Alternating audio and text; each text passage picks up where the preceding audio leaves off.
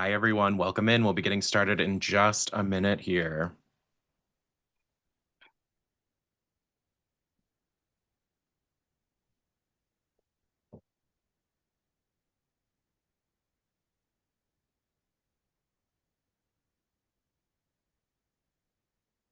Hello, everyone. Welcome. So wonderful to see all of you popping in. I love seeing the number rise and rise and rise. We'll be getting started in just a minute here. Want to give everyone a chance to get comfortable.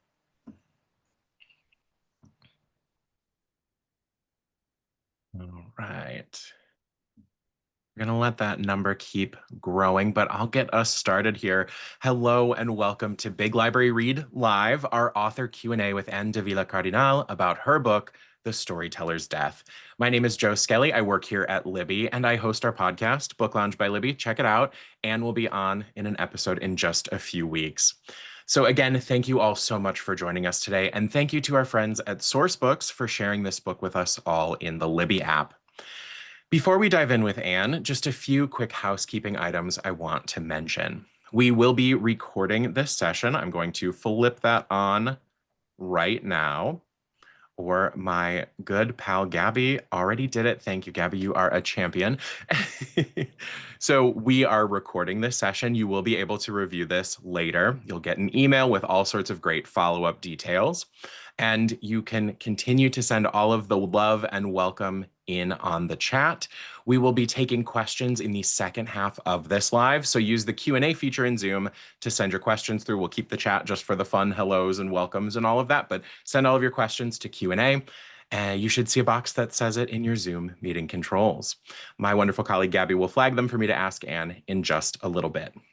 Now, since this is the last day of BLR, so this live will include spoilers. If you are watching the recording and haven't finished The Storyteller's Death yet, come back to this video once you're done. If you're joining us live and you are close to finishing, but you're not there, just know there might be some spoilers. We will also be drawing a winner for our second giveaway for this beautiful book from this live population. So I think that gets all of that good stuff out of the way. The only other thing I want to mention before I welcome Anne in is Anne has also given us a fantastic exclusive that will be linked and go live today at 1 p.m. on libbylife.com, where she shares the cut for the final version that you've read, prologue and epilogue of The Storyteller's Death. So if you want to see exclusive, never before seen content directly from this book that we all loved so much, make sure you go to libbylife.com. The link to that will also be included in our follow-up email. Let's see. So I'm looking at time. I see we still have people joining, but the number's slowing down a little bit. So I think this is the perfect time to welcome Anne on camera. Okay. Hello. Do you see me? I don't yet. Try to, there we go. Yeah, try it again. Let's see if it, there we go. Okay. I was a little worried there for a second. You know, Zoom likes to play with us when we get dramatic, so it's okay. And to get us started, I want to first say thank you so much for being here and for sharing this book with all of us. So we can kind of warm up the audience, let everyone know a little bit about what's going on. Could you give us the outline and the flow of The Storyteller's Death? Sure. I'm frozen. Is my voice? Oh, no, here we go. Okay. You just came back. Okay. I apologize. I don't know why I'm plugged directly in, but The Storyteller's Death is about a young girl, Isla Larson Sanchez, who is, she lives in New Jersey. She's half Puerto Rican. And when she is 8 years old, her father is dying. And rather than sort of bring her into the process, her mother ships her off to Puerto Rico to spend time with her family while she sort of goes back to New Jersey. And while there, she's sort of trying to grieve and to deal with all these emotions and coming of age. And she bonds with her Puerto Rican family. And but then when she turns 18, this happens every summer, she gets shipped down to the island. And when she turns 18, her abuela, her grandmother, dies, and she sees her grandmother was a storyteller, and she sees her stories as visions.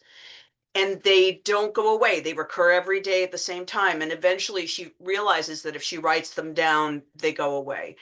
And so she discovers she has this gift whenever a storyteller in her family passes. Um, and so then her great aunt dies, who she's closest with, and she sees a murder. And it's a family sort of secret, and it doesn't stop even if she writes it down. So she realizes she's got to solve the mystery of what happened in order to make it go away. So it's sort of got a mystery within this coming of age and this family saga as well. Yes, you have so beautifully blended so many concepts and genres and tropes together, and we'll get to that in a little bit. Uh, but just thinking through some of the things I hope everyone wants to know right off the top, how long did this book take you to write? 17 years. Uh, Wow. yeah, that is unusual for me. But I learned to write while I was writing this book. So Mhm. I wrote, I was accepted into an MFA program at Vermont College of Fine Arts, and I was writing a short story for a workshop, or I was trying to, and I was out with friends, and a friend said, we were talking about how old people are treated in this country. And I said, well, it was different in Puerto Rico. There was always some old woman dying in the back room. And she went, that's it. That's the first line of your story. And so when I started writing about it, I started thinking about what died with them, because Mhm. some of these women hold these entire pieces of your family in their memories. And so that's sort of where this started. But I did it during the course of the MFA. It was my thesis. Um, and then I just continued to work on it. It's the book of my heart, so I had to make sure it was right, you know? And it shows. And I'm like peeking at the chat and I'm peeking at the questions, and there's so much love and appreciation for your attention to detail. And I think that really shows with how much time you put into this. And so that 17 years was writing, was editing, was everything. How long did it take once you were seeing it come to print? When did you start shopping it around? And from the moment that it was picked up, how long until you saw it on shelves? Oh, that's usually a 2-year process, but Mhm. we went out with it and heard back from my original editor, Krista Desir at Sourcebooks. And my discussion with her was so powerful. And I just knew that she could bring the best out of it. And so we went with Sourcebooks, and boy, I'm happy I did. They're an incredible, the team is just amazing. But she helped me sort of bring out the best in it. And this Mhm. was happening during the pandemic, Joe. And so Of course. originally it went from an initial scene when she was 8 and her father dies right to 18. And Krista's like, Anne, I think we kind of need to see her with her alcoholic mother in New Jersey. And I was like, oh no, you're not going to make me go there. You're not going to make me go there. Yeah. And again, this is during the pandemic, so we're already sort of stressed, but those 4 chapters came out almost fully formed, because I think for 15 years I was avoiding them. You know? Right. You knew what already existed. Isla was alive for you. You knew her whole life story. It was just now being confronted to put it on the page. Yeah, and she's very much based on all characters have some elements of their author, but she's very much based on what my mother was an alcoholic and my dad died of ALS when I was 8, and so I got shipped down. And so she's very much based on that experience. And the reason I became a writer is because I didn't see myself in books. This sort of between two cultures, New Jersey, Puerto Rico, and I wanted to speak to kids like that. I wanted to discuss what it's like to grow up with an alcoholic in your family, because I was in middle class New Jersey, man. Nobody talked about Mhm. it. Right. And so I really wanted to dive into it, but I was afraid. And so that's sort of what Krista helped me deal with and write. So I think about that a lot. And when you and I have talked about this book in the past, I think of how gorgeous it is. I think about the fact that it is a love letter to Puerto Rico, but I also think that this is such a coming of age family saga. And as you're speaking on your own, kind of like life within an addiction story, we look at how Isla is impacted by death, visions, and addiction. What draws you to addiction stories? What compels you to tell kind of your own truth in them as well? It again, it's something we don't talk about easily, Mm, and I think it's a mistake. I think there are so many of us who deal with it, and it is incredibly painful. Um, and it shouldn't be shame based. It is something we right. should talk about. I also do the same with my anxiety disorder. I'm pretty open about it. And I just think you can help, especially this when I'm writing for teens, especially if I can help another young person deal with this as they're coming of age, that is the reason I want to write, you know? Absolutely. Absolutely.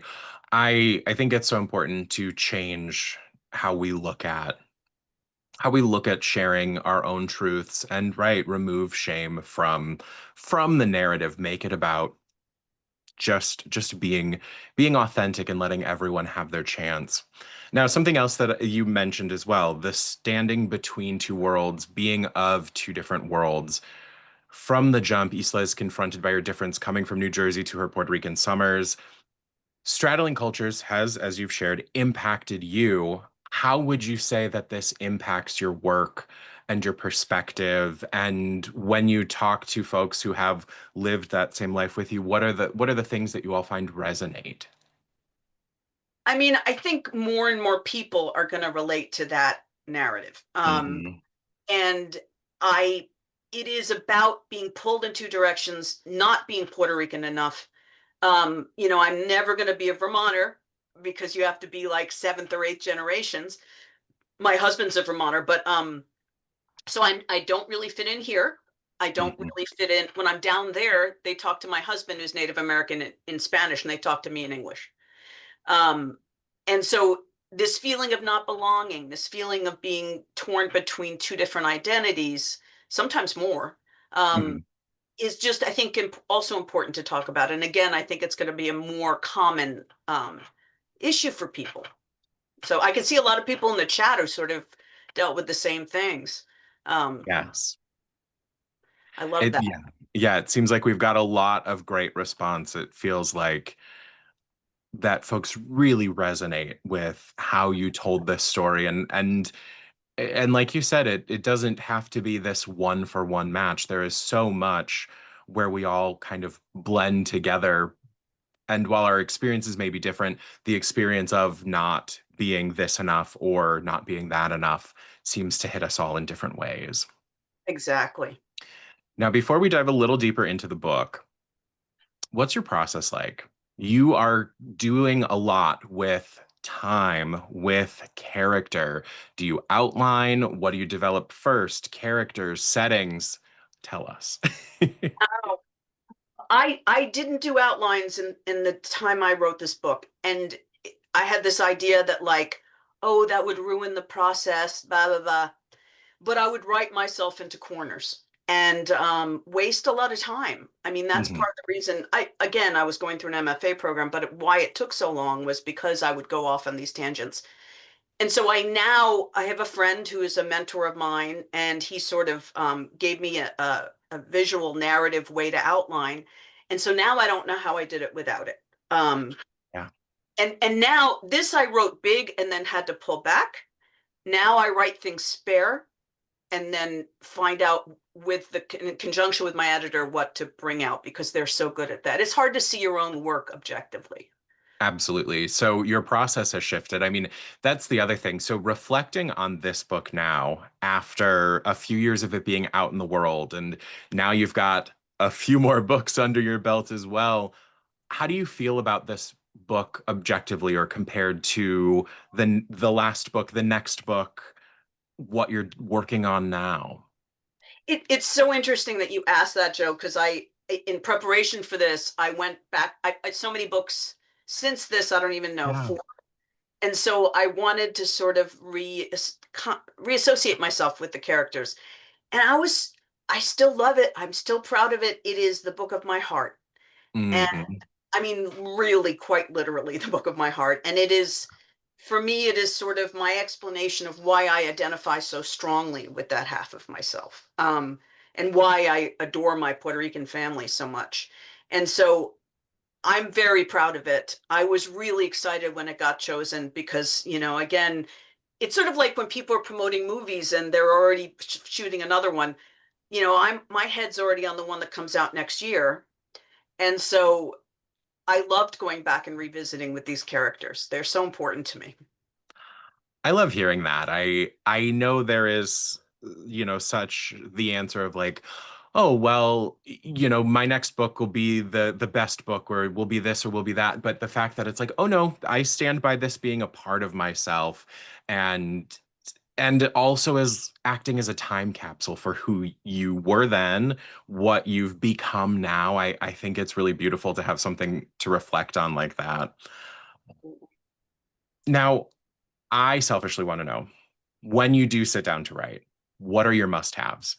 Do you go somewhere else? Are you in your beautiful office? Do you have a specific snack, a playlist, a beverage?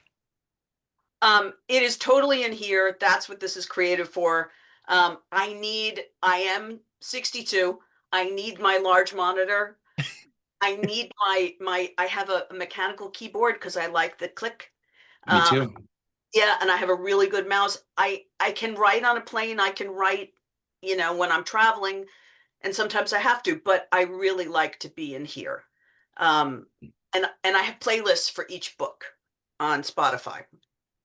Oh, I love that. Yeah. What is your favorite song on the playlist for this book? Oh no, you didn't ask me that. Yeah, I did. Actually, it's one from Motorcycle Diaries. The his name has just left me. The guitarist Santo, Okay. I forget his name. Just gorgeous music. This one needed, um, and this one actually has some salsa from the period, right? But I Yes. couldn't listen to that when I was writing it. This is a very a lyrical sort of book. The one I'm working on now is a punk rock mystery, and so I'm blasting that. But when I was writing this one, I was a little bit more careful. But there's some salsa, classic Puerto Rican salsa on there from that period that the book takes place that is a blast. Oh, that's gorgeous. I love a curated playlist to match the book vibe. We've got to beg you to put that out there in the world. Absolutely, absolutely. Now, you told me this is your love letter to Puerto Rico. I think the prose shows us that, but when you think of Puerto Rico as you know it and as it is in your book, what is the first thing that comes to your mind when you think of going to Puerto Rico? What's quintessential to you? Family. Uh, it is really. It sounds cliche, but it's not to me. It is a place where I feel taken care of. And as somebody who grew up the youngest of five in an alcoholic household, I had Mhm. to take care of things way early. And so when I went there were people who took care of me. And my uncle Esteban, who isn't all that much older than me, when you go there, he's patriarch. He takes care of things. Yeah. And I like that. And also just the pace is very important to me because I run wild because I'm an anxious person. And I like he says, here in Puerto Rico, we have three velocity: slow, slower, and stop. And I like that, so when I go there, I like to slower, you know. I need to try to adopt that into my own life. I could use some slower too. We all could, Joe. It's important. You should go. Maybe even a stop or two. I could use a good stop. Of course, I see him in your background, and I always think of him when I think of you. What does Bad Bunny mean to you? Oh, Benito. He means everything. I mean, I think with this most recent album, Puerto Ricans have sort of come alive. I mean, I've been a fan of his from the beginning when he was, doing his own music. Uh, Hmm. and I had issues with reggaeton. I love it. It has very misogynistic, homophobic. There are all sorts of things about it that bothered me, but I still like the sound. Yeah. And so when he came around, I was like, what is this? And he started breaking all the rules, and all the things that I didn't like about it sort of fell away. But this last album is his love letter. to the island, and it Mhm. deals with difficult issues. It deals with the beauty of it. It is he is such a good representation of the island, of the culture, of the people, of what makes us special. Um, I adore him. Thinking of both him and then of our conversation about your playlist a little bit earlier, I do really find that music brings us all together in ways that we haven't figured out outside of music and sharing music and listening. What are some of the ways that music and culture and heritage has shaped and changed your way of writing and experiencing literature? Music has always been around me. My parents listened to it a lot. I was raised listening to musical theater.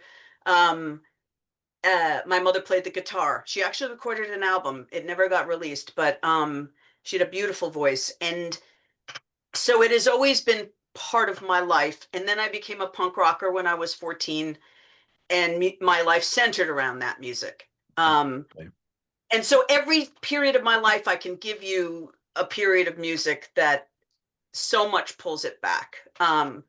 So there's always a soundtrack in my life, always. Oh, I love that. That means so much. But all right, I guess I've stalled us enough. Let's get to the storyteller's death. Let's dive in a little bit more. I know we've talked about the alcoholism. We've talked about living between two worlds. In the grand Latin American literature tradition, this book is lush with magical realism. What draws you to incorporate magical realism in your writing? Oh, I was raised on it. You know, my mother always had Garcia Marquez and Allende and Vargas Llosa. We always had those books around, and I would read them. And there's something very comforting. You Yeah. know, it's the literary movement of the colonized. There's something so comforting when your life is difficult to know, to have this understanding that there is a current of magic through everything. And it is so much more than just a story with magic in it. It is so much more than that. It's a voice for the voiceless. And so I wanted to do, and I studied literature at Columbia. I wanted to honor it. I have in no way can I feel that my work can compare in any way, shape, or form. These people are masters, but because they so influenced me, I wanted to bring some of the beautiful language and the incredible the setting and the smells of the flowers and the sounds of the tree. You know, I wanted to bring that to life in a similar style of language because I love it so much. Absolutely. I think that that love and that depth of knowledge of magical realism is exactly how you so deftly go between concepts. There can be the bit of paranormal, the bit of just like straight up familial, the magic, the historical fiction. It blends and lends all so well together because that is so much of the like Latin American writing tradition. It is, and it just is a way of I have to tell you, when you go to Puerto Rico and you say you believe in ghosts, they're like, seguro. You know, my grandmother was on the edge of my bed this morning, right? But you say it in Vermont and people think you're off your meds. And so you have to sort of make this distinction. But for me, when I go to the Caribbean, and it doesn't even matter which country, magic is just it's just riding on the air. Yes. So it is a natural sort of progression and part of my storytelling in general. And I just think we all need a little bit of it these days. We all could use a bit of magic. I know when we recorded together last, I jokingly said, well, yeah, and then the kind of Catholic I was raised, magic is also inherently real. When you say I saw my grandmother at the end of the bed, someone else is going to say, oh, well, I walked in the back door and I could smell my grandfather's cologne today. Like Exactly. that's very normal, very normal in my life too. Exactly. And olfactory is the strongest. Hmm. So Now, I love the concept of Quintista, the storyteller, and how you developed your own version of magic in this way around Isla's gifts. Could you talk about that a little bit? Could you speak on Quintista and how you developed this? sure. I mean, I've always been, my brothers will tell you I've been a storyteller since I could speak. fiction particularly. But storytelling has always been very important to me. And my great aunt would tell me these stories that the stories in this book are all based on my actual family stories because I didn't want to just create an artificial narrative. Mhm. It's too easy to do. So I wanted to bring in actual sort of family stories. And she used to tell me the stories of the monkeys getting loose in the zoo. And I recently my uncle said, "Well, Annie, you know the nearest zoo is in Arecibo, which is the other end of the island." I'm like, I don't want to know that. It doesn't matter. Um, so when somebody tells me a story, I see it. I see it in detail. I see the setting. I can smell it. I am one of those people who thinks that way. It's like everything's little movies. Yeah, Um, and so the idea that after they die, you're still seeing it was very appealing to me. And really, everything I write has some element of some speculative element. I'm just very interested in that. absolutely. Now, when I was writing questions, I kept trying to figure out how to phrase this, and I kept getting lost. And I know I keep bringing it up, but the way you blend everything together, I know we see its roots in magical realism, but how do you keep yourself together? Where does inspiration come? How do you not get lost in your own writing? How do I keep myself to get medicine and talk therapy? No, Yeah, it, same. this is the way my head works is very. I think my new diagnosis is ADHD. You know, my brain is always going all over the place. Yep. So really what you're hearing is sort of the inner this office, a friend of mine's like, there's too much going on. I couldn't concentrate. I'm like, I couldn't concentrate if there's not a lot going on. Um, and I'm always thinking in terms of like that story with Storyteller's Death. I say a line. I'm like, wait a minute, that's interesting.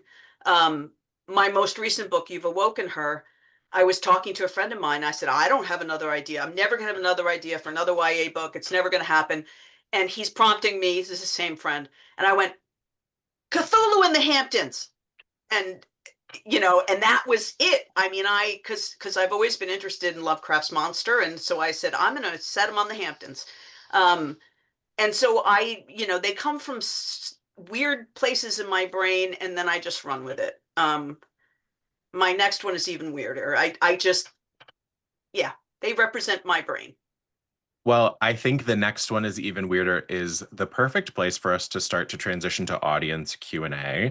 But before we do that, I do want to mention here again, while the room is even fuller than it was before, Anne was so gracious to give us the cut prologue and epilogue to The Storyteller's Death. It will be going live on libbylife.com at 1 p.m. So you can truly go over there today, right after we wrap up at 1. And if you don't have time or if you can't find it, no worries. It will be in the follow-up email.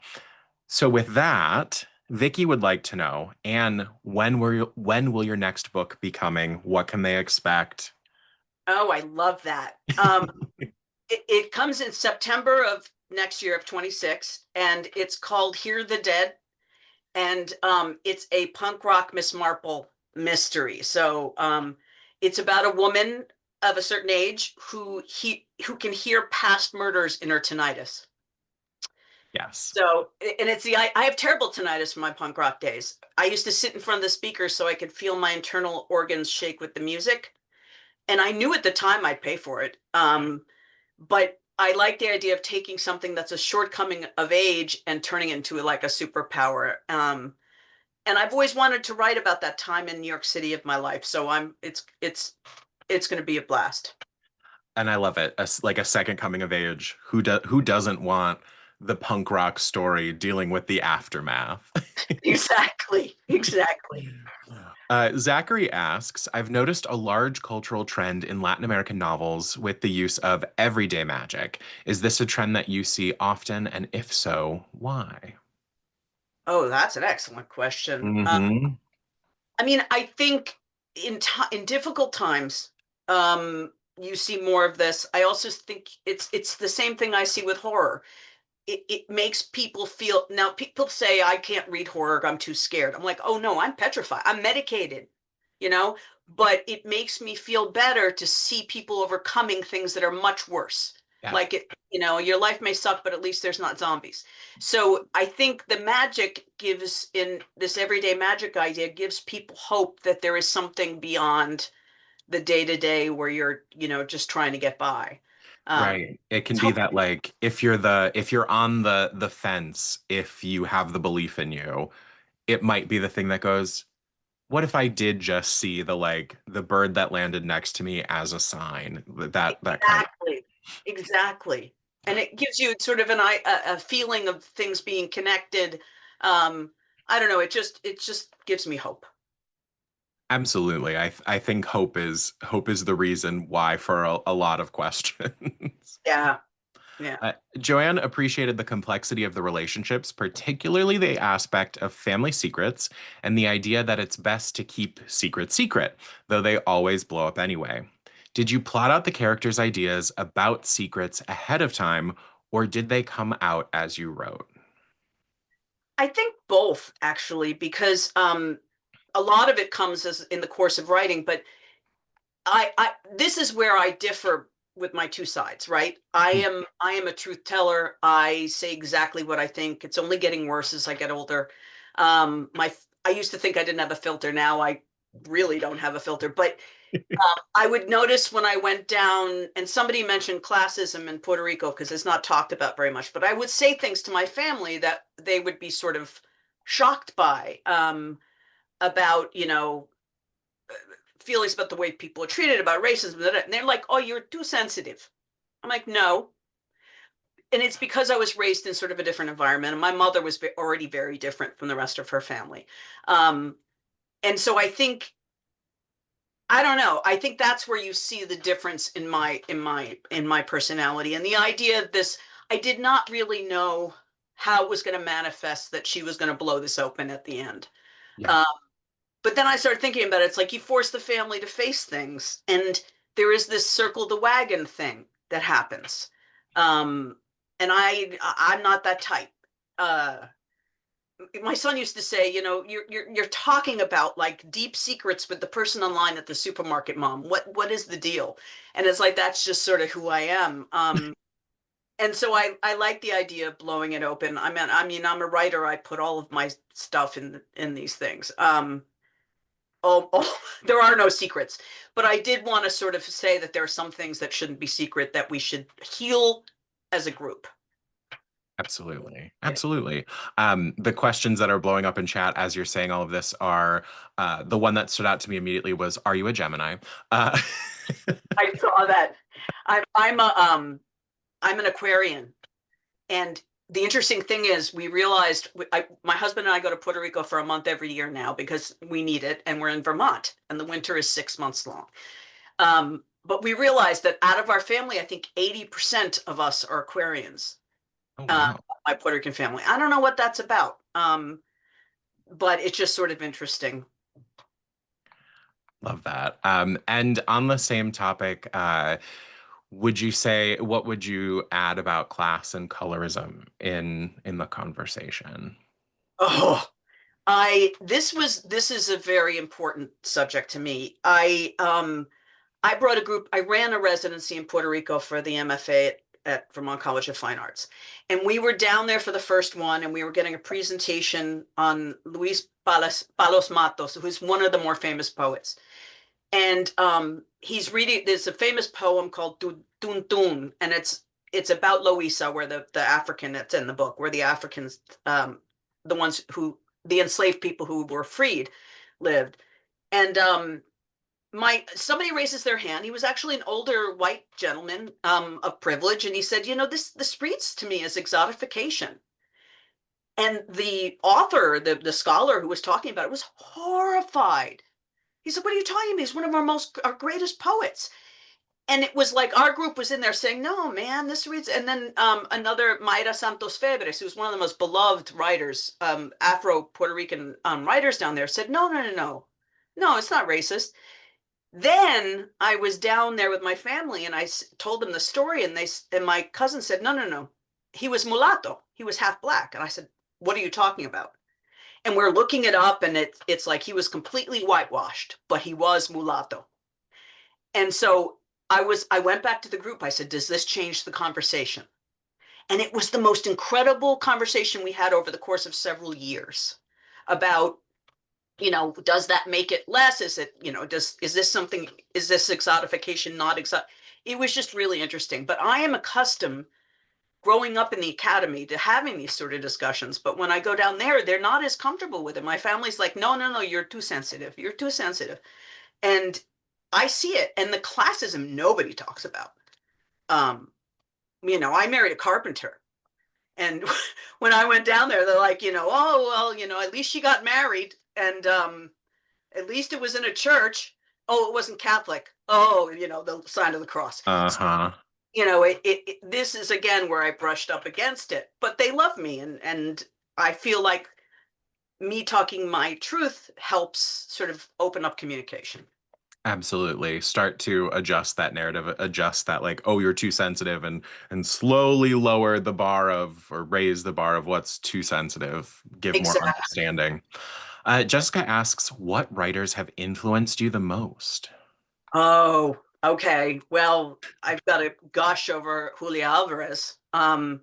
She is a friend and she's also a Vermont writer. She's from the Dominican Republic. Her book, the Tres Mariposas, the three butterflies, is one of the most beautiful books I've ever read. And the way she deals with language, the content, the way she faces things within the family is just extraordinary. And her recent book, The Cemetery of Lost Stories, is just brilliant. Hmm. So Allende, I loved House of Spirits. The film sucked so bad. It sucked so bad. I mean, they called him Esteban, and it's like, no, that's not how you pronounce it. Anyway, it was terrible, but the book is extraordinary. And so they were probably the biggest in terms of influence for me. I love that. Yeah. Now, can you explain the cultural background behind Isla mentioning she couldn't see herself just blindly listening to another adult just because they were older?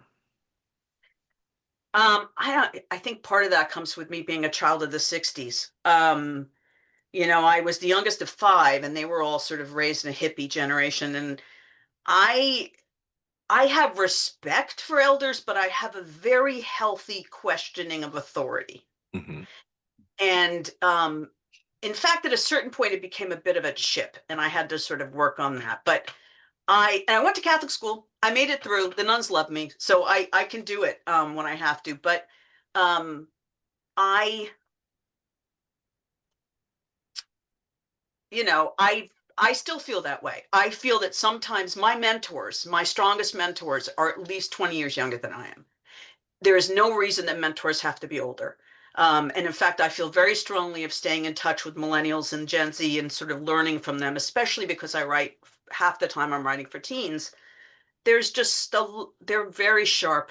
Um, they're bitter and for good reason. And I want to hear what they have to say. And so I really feel like age has nothing to do with wisdom.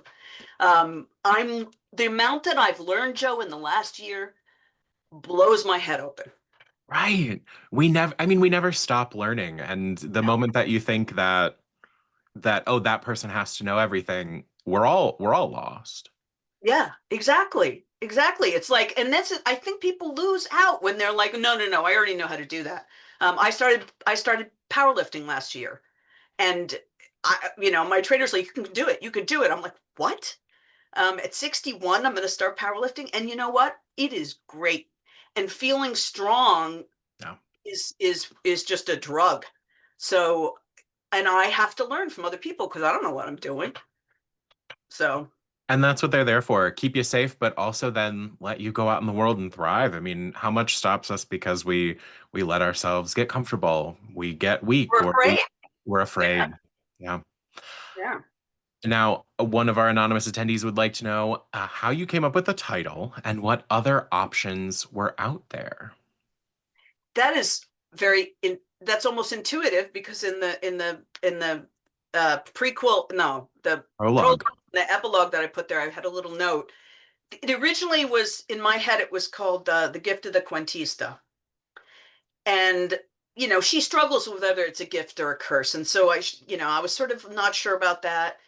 And then I wanted it to be appealing to people if they didn't know, if they saw on a shelf and they didn't know what Quintista means, they'll know by the end of the book. But so we went with Storyteller. And then you'll know why it became the death when you read the prologue and the epilogue. My editor convinced me to take them out, and she was right. It needed to start with there was always some old woman dying in the back room, of her childhood. Yeah. But it is interesting to see the context because I think that answers your question as to why I named it that. So again, shameless plug, libbylife.com, 1 p.m. Yes, exactly. Melanie says, this is the first book I read of yours and I enjoyed it. Which other book of yours would you suggest to be read next? Oh, thank you for that. I we need no wings is, if Storyteller's Death is the book of my heart, this is the book of my soul. This is Storyteller's Death is very much sort of how my younger life, and this is about now. And it's about the power we have when we reach a certain age. I was told my whole life that when a woman reaches a certain age, she's invisible, she has less to offer, she's not employable. And I found it's the exact opposite. And you just don't care what anybody thinks. And Yes. there's incredible power in that. And your old roles are sort of falling away.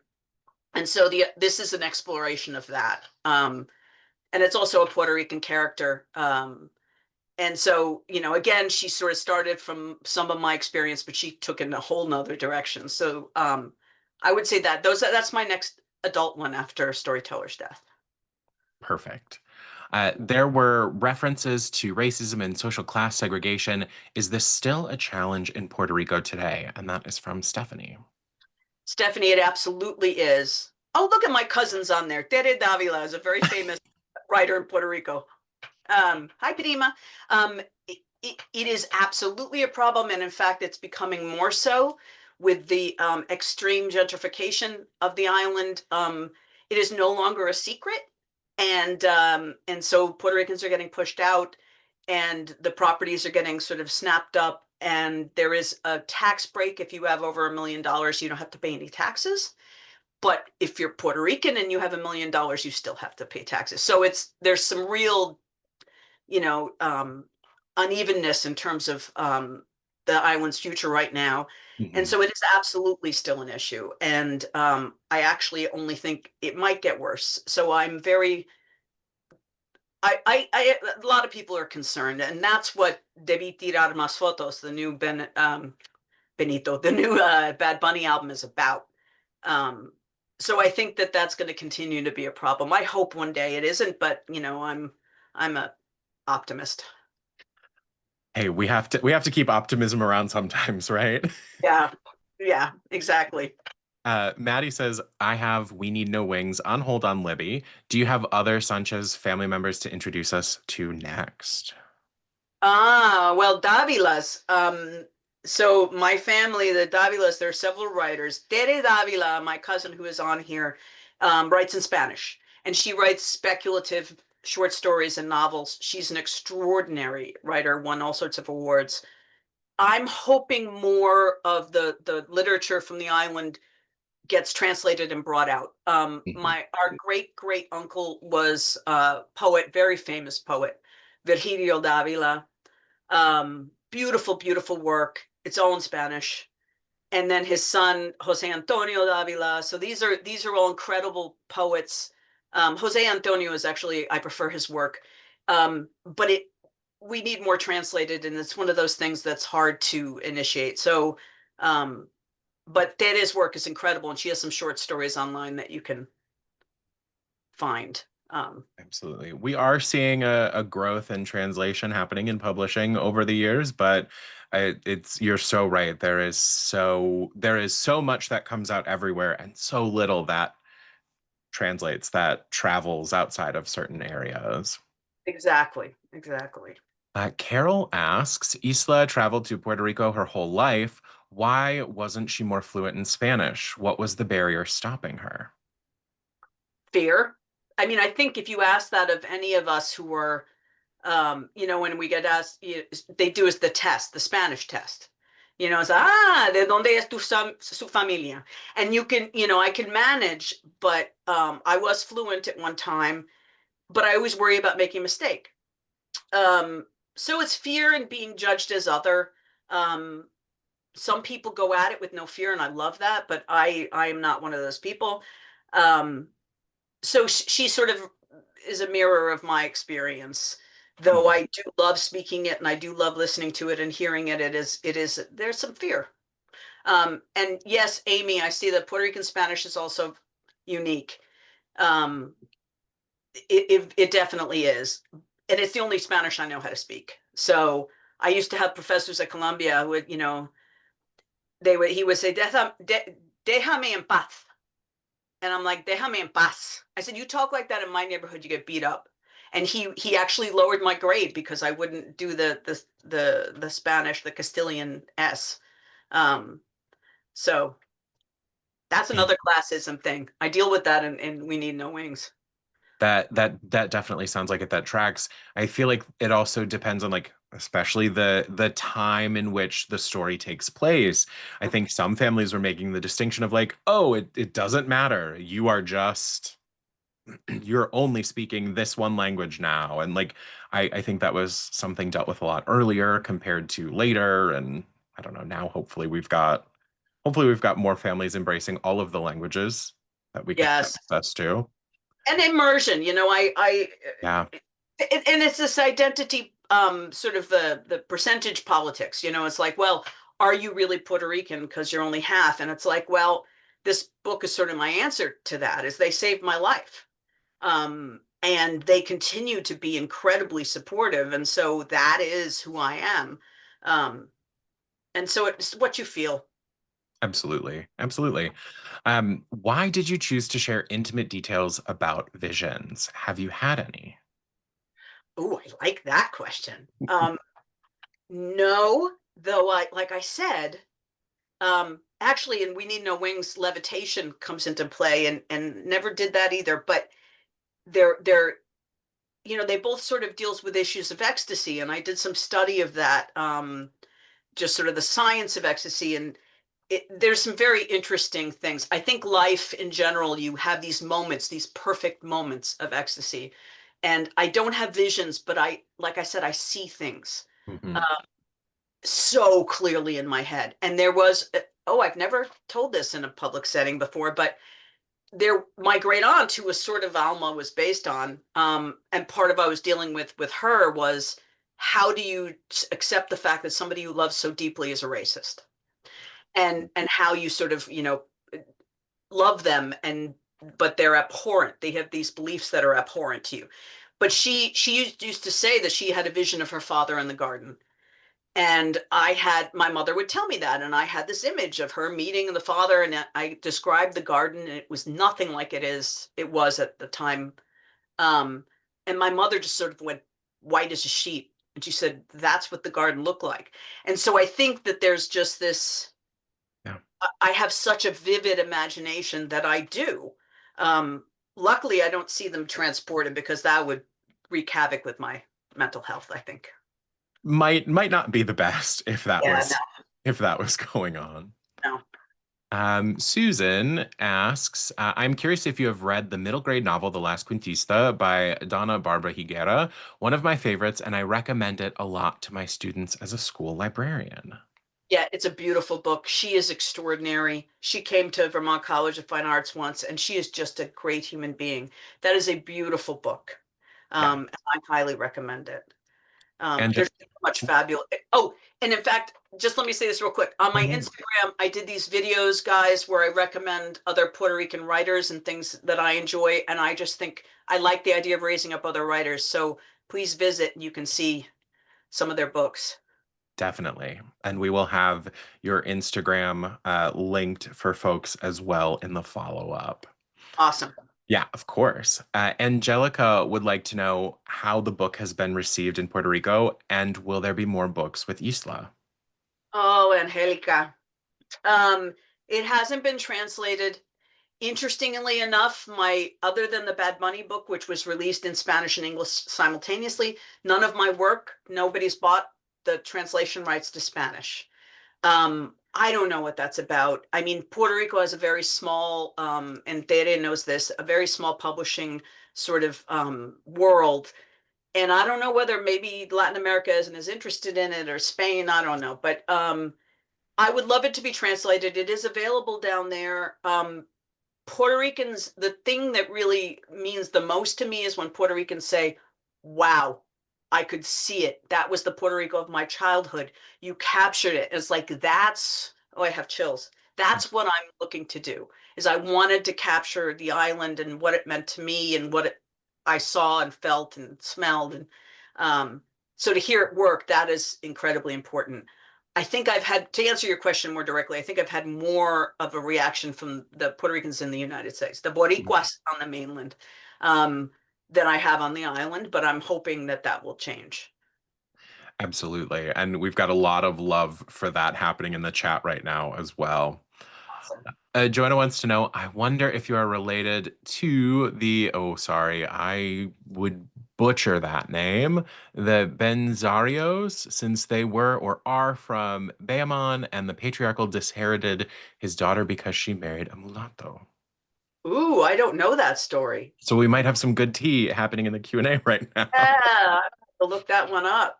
It is a Yes. small island, and I will tell you that Edgardo Miranda Garcia, oh God, I'm getting his third name wrong. He created La Borinqueña, who is a Puerto Rican superhero, the first one. He's extraordinary.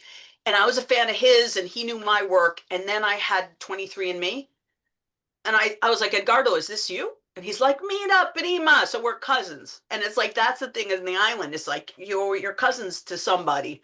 Um, so it is possible, but I want to know that story now.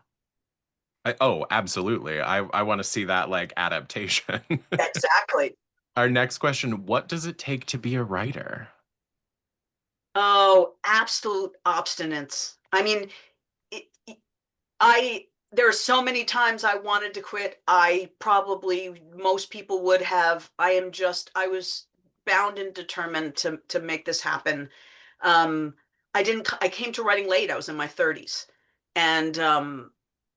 And then I fell in love with it. And then it was like, I am not giving up. And so that's why it took 17 years, because I would not give up. Um, but I think that being open to listening to feedback is crucial. You have to, especially somebody you have to have people read it who are writers also. And if they give you feedback, if you hear patterns, you got to listen. And there are times, the killing your darlings, there are times you have to do that. The prologue and an epilogue were two of those instances. And but now I get my revenge, Krista, because we're gonna show it to all these people anyway.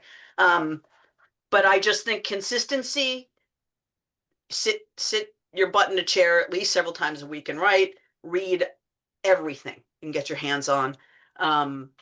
And just don't give up. It sounds simplistic, but it's so true. Don't give up. And from what I've heard and getting spoiled being talking to authors so often, don't be afraid to share with others. Find those trusted confidants to Absolutely. share your writing with, because feedback is important too.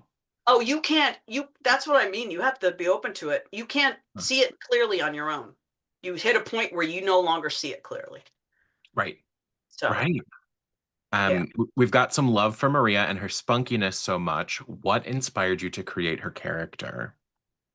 Oh, that she actually was sort of a combination of Tere and my aunt down there. Uh, she's everything I love about the Puerto Rican women in my family. The younger generation. She is cool and stylish and drives a Datsun 280Z, which is what my aunt Georgina drove. Um, there was something about them. There's something about the strength of these women and the brilliance and beauty. And she sort of ties all that together. Um, but a lot of it was Tere and my aunt Georgina, because they're just badasses. And I'm not going to cry. So, but yeah, the women We'll in do my our family are best. powerful. Yeah. This one, for y'all who haven't finished yet, might have some spoilers to it. How do you reconcile Alma to the Alma who wanted her father dead? Um, well, she didn't really. Her sister did. But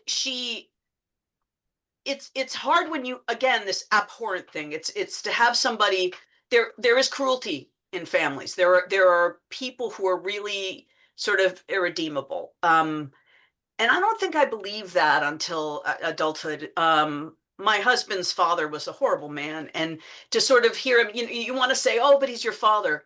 Sometimes the abuse that you have to withstand is not worth it, and so um, this whole, like, the purity of the blood and all that, she just couldn't.